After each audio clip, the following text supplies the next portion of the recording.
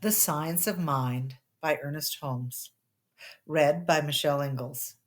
February 12th. Unity and Multiplicity.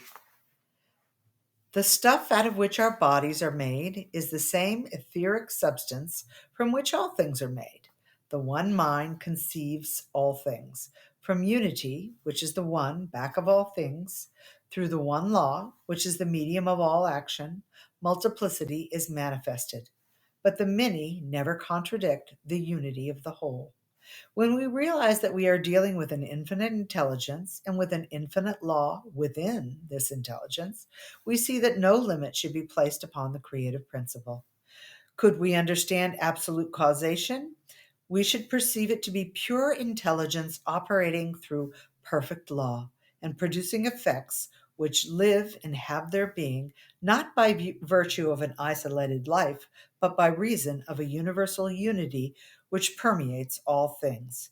We should then see that the world of multiplicity is deep rooted in a universe of unity, that nothing happens by chance, that we live under a government of law, from the vast planetary system to a garden of roses, from the archangel, the Christ, to the saints and the sinner, through good and in what is called evil.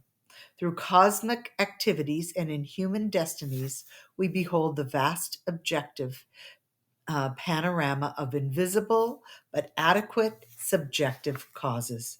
We should not separate life from living, spirit from matter, nor divine principle from a universal creation.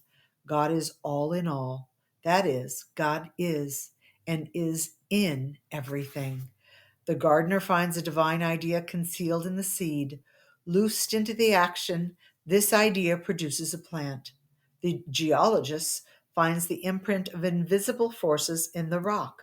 The evolutionist reads the history of cosmic activities on this planet as he deciphers the unfolding of an intelligent life force carrying creation forward to its consummation point here, which is the production of self-conscious life. The scientist finds an energy concealed in the atom, and the spiritual genius discloses an intuitive knowledge which can be accounted for only on the theory that we lie in the lap of an infinite intelligence. So close is the union of creation with its creator that it is impossible to say where one begins and the other leaves off. Emerson tells us that nature is spirit reduced to its greatest thinness, and Spinoza says that mind and matter are the same thing, while Jesus proclaimed that the very words which he spoke were spirit and were life. Robert Browning writes of the spark which we may desecrate but never quite lose. And he further announces that all are God's, though in the germ. Wordsworth sings that heaven is the native home of all mankind, and Tennyson explains that more things are wrought by prayer than this world dreams, while Shakespeare perceived sermons in stones and good in everything.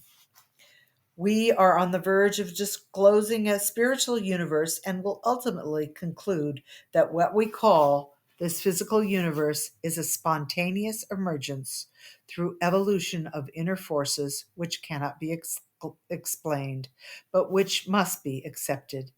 How then can we doubt that the very mind which we now use is the intelligent principle from which all life draws its power to be and its intelligence to express?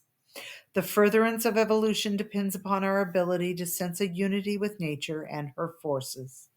When the knowledge of this unity comes alike to all, the thread of armies will cease, and the bugle call will echo the soft notes of brotherly love.